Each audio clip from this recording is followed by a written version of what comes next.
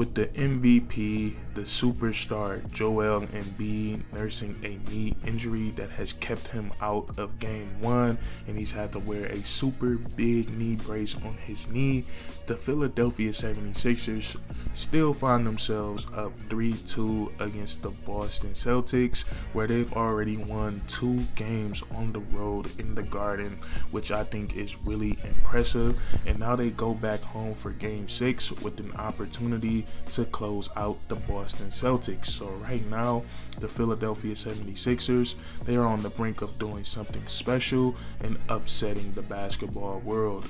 Now, I know me saying that the Philadelphia 76ers are about to do something special or that they're about to shock the basketball world. I know that might sound like I'm over-exaggerating, but I don't think so. Now, me personally, I feel like the Philadelphia 76ers, they definitely have the roster, they have the coach, they have the superstars that you need to win an NBA championship this season.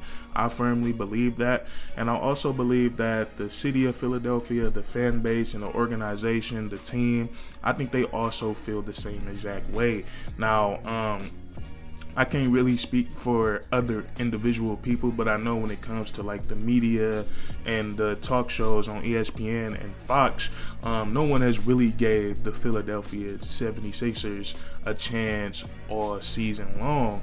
So we look back like during the beginning of the season, and we all know like it's a really good debate topic to talk about who's going to win in the NBA championship or who's the top 5 contenders in each conference. And the top 3, or really the top 2 in the East that everyone was talking about. We're going to see Boston and Milwaukee. We're going to see a rematch between those 2 teams in the Eastern Conference Finals again. And Philadelphia, who I feel like when you have Joel Embiid, as good as he is, and he's coming off an MVP season, and then you have James Harden, and I just feel like what the Philadelphia 76ers did this offseason, the little pieces that they brought in PJ Tucker, and they brought in DeAnthony Melton, and then they have a rising developing star in Tyrese Maxey. I think they definitely have what it takes to win an NBA championship. So now we fast forward to the postseason, and Boston and Philadelphia, they meet in the first round. And even in the first round, they meet in the second round. Even when this series started, even when the Philadelphia 76ers still won on the road without Joel Embiid, everyone is still saying that the Boston Celtics is going to win this series easily. And the Philadelphia 76ers, what they've done in this series so far has been spectacular. I think they've been the more disciplined, they've been the more physical team, and they've been able to do what they wanted to do on offense more than the Boston Celtics. So now they find themselves in a really, really good position because they're up 3-2 against the Boston Celtics. And I thought this series, I couldn't pick a clear winner because both are 2 really good defensive teams, and they both have dynamic offensive players. So I thought it was going to come all the way down to execution. And I thought this series was going to go 7 games, but now I feel like it's really different than the Boston Celtics being up 3-2 versus the Philadelphia Sixers being up 3-2, because now we're going back to Game 6, and it's going to be in the on the home court of the Philadelphia 76ers, but they're already up 3-2. So I know the crowd there is going to be like what the crowd will be like in Boston in Game 7. So this is a really good opportunity for the Philadelphia 76ers to close out and finally beat the Celtics in the playoffs in the Joel Embiid era, and they will advance to the Eastern Conference Finals. In today's video, we're going to talk about how they've been so great in this series and how they've gotten in the position that they're in right now. Now, to me personally, and what I've seen so far in this series, I feel like James Harden is the biggest reason that the Philadelphia 76ers are up 3-2 against the Boston Celtics. And it's for a bunch of reasons. And the first thing I want to say is that James Harden, I feel like he's been a very disrespected basketball player since he's left the Houston Rockets. Since he's left the Houston Rockets and he played with the Brooklyn Nets, and he's now playing with the Philadelphia 76ers, he's no longer averaging 35 plus points per game. So and this doesn't happen on like in the media with well, actually it kind of does happen with the media. So there's like a narrative that James Harden is washed because he doesn't put up 35 plus points per game. And my argument to that is that when you look at the Houston Rockets teams, he didn't really have nobody to defer to up until he got Chris Paul and up until he got Russell Westbrook. And all those other years, it was really just James Harden who could go out there and create for himself and create for others. So we saw him go to the Brooklyn Nets alongside Kevin Durant, Kyrie Irving. We're not going to see him average 35 points per game with those guys, but we did see his assist numbers go up. He started to become more of a playmaker. Same thing with the Philadelphia 76ers. You have Tobias Harris, you have Tyrese Maxey, you have Joel Embiid, you have multiple guys who you can put the basketball in their hands. So me personally, I'm not expecting for James Harden to average 35 points in those situations, but I mean, yeah, in those situations, but what are we seeing? This season we saw James Harden, he averaged 21 points per game and he led the NBA in assists. That's a really good year. So I was really shocked that he didn't make the All-Star game. I thought he deserved to be an All-Star reserve, but nonetheless, he didn't get it. And I think so far in these playoffs he's been spectacular, because you look at the circumstances and you hear all these narratives. I feel like it's a lot of pressure on James Harden because there's the narrative that he's washed, and then Joel Embiid is dealing with the injury. So I feel like the circumstances that he's had to hoop under recently could have been a little tough, but in game one he comes out and he lets everyone know that he still has the ability to score the basketball, and he got his buckets the same way we saw him get them in Houston. A lot of isolation, getting mismatches that he liked. And the Boston Celtics, this is not an easy defense to score against because they have so many wing defenders. They have Marcus Smart, they have Derek White, who just made second team all defense this season. Jaylen Brown came into the NBA known for being a defender. Jason Tatum, he's a very solid perimeter defender.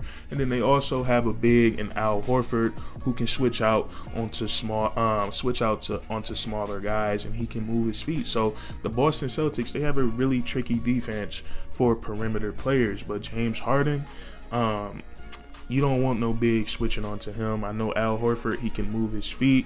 It's not like you getting Rudy Gobert out there, but you don't want him on James Harden. And that's what we saw at the end of that masterful game one. James Harden goes out and get 45 points, I believe it was, and he hit the dagger three. The Philadelphia 76ers, they ran up a very simple play. Whoever Al Horford is guarding, come up, set the screen so we can get the switch, and then James Harden, he knocks down a big time three to give them a very, very pivotal game one win. I feel like after that, it really shifted the balance in the series. And look at his masterful performance in game four, and I think this game was more critical and more impressive than what James did in game one, because we saw Joel Embiid come back for games 2 and 3, and it kind of felt and seemed like James Harden had a hard time picking his spots and figuring out when to be aggressive, and he really struggled in games 2 and 3. So for him to come out and drop 40 plus points while he's playing alongside Joel Embiid, I think that's a great sign for the Philadelphia 76ers, because Joel Embiid, he was able to get 30 points and 12 rebounds himself in that game. So whenever you can get James Harden getting 40 and Joel Embiid getting 30,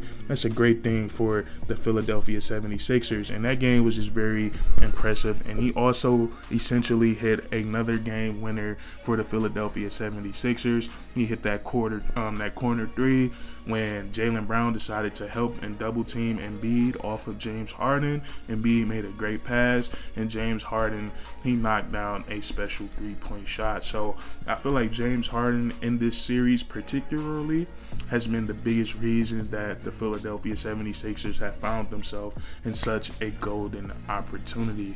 So we just talked about James Harden for a very long time, and I don't have much time left, but there are a bunch of reasons, a bunch of other reasons as well, to why the Philadelphia 76ers found themselves up in this series with a golden opportunity to close the Boston Celtics out.